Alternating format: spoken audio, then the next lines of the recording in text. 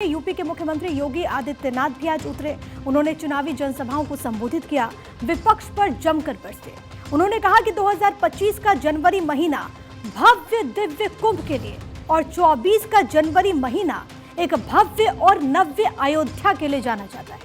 अयोध्या में 500 वर्षों का इंतजार करना पड़ा, लेकिन जब यूपी में डबल इंजन की भाजपा सरकार आई तब अयोध्या में 500 वर्षों का बैरियर समाप्त हुआ। भगवान श्री राम के भव्य मंदिर का मार्ग प्रशस्त हुआ। ये नया भारत है जो बिना रुके, बिना थके, पूरी मजबूती के साथ अपने विकास की यात्रा को आगे बढ़ा रहा है, विरासत को सम्मान दे रहा है, देश की सीमाओं को सुरक्षित कर रहा है। आज आप प्रयागराज में जो भव्य और दिव्य कुंभ देख रहे हैं, इसलिए क्योंकि डबल इंजन की सरकार है।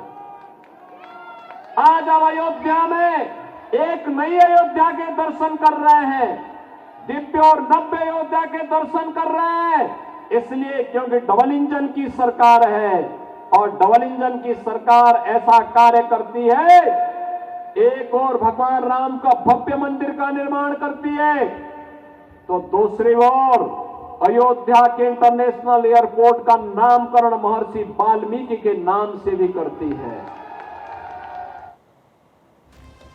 वहीं सीएम योगी आदित्यनाथ ने दिल्ली के विकासपुरी में बीजेपी प्रत्याशी पंकज कुमार सिंह के समर्थन में जनसभा को संबोधित किया। उन्होंने आप सरकार पर जोरदार हमला बोला। सड़कों पर गड्ढे और प्रदूषित यमुना के मुद्दे पर दिल्ली की मौजूदा सरकार को उन्होंने आड़े हाथों भी लिया।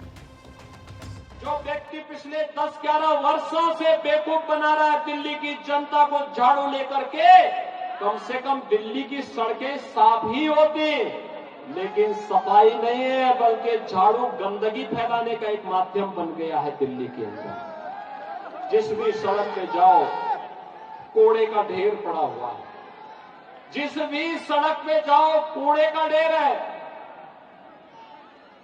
बदबू है, सीवर सड़कों पे बह रहा है, सड़कें बेतरतीब हैं, बिजली नहीं मिलती है, पेयजल की सुविधा से जनता को वंचित रखा जाता है।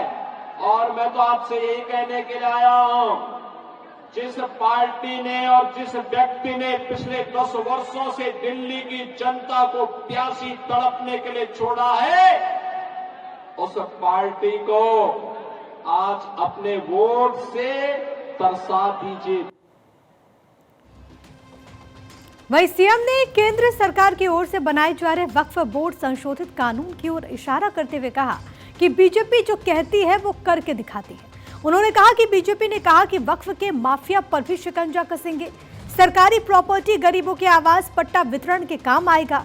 अस्पताल, स्कूल और उद्योग के निर्माण के लिए इस्तेमाल होगा। ये सिलसिला खत्म होगा कि जहां रुमाल रखो वहीं वक्फ की प्रॉपर्टी हो गई। ये सिलसिला बंद होगा। इस पर लगाम लगने वाली है। केजरीवाल जी ने कभी भी दिल्ली के औद्योगिक विकास के बारे में कोई चर्चा नहीं की, कोई बैठक नहीं ली।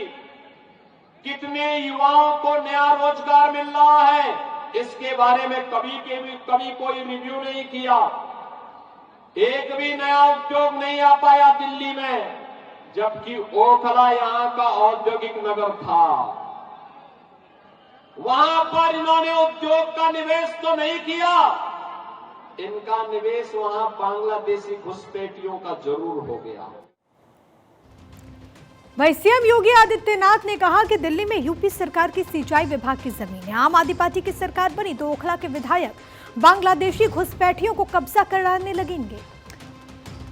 लगे। ये उन्होंने कहा। पहले मना किया लेकिन नहीं माने तो बुलडोजर भेजना पड़ा।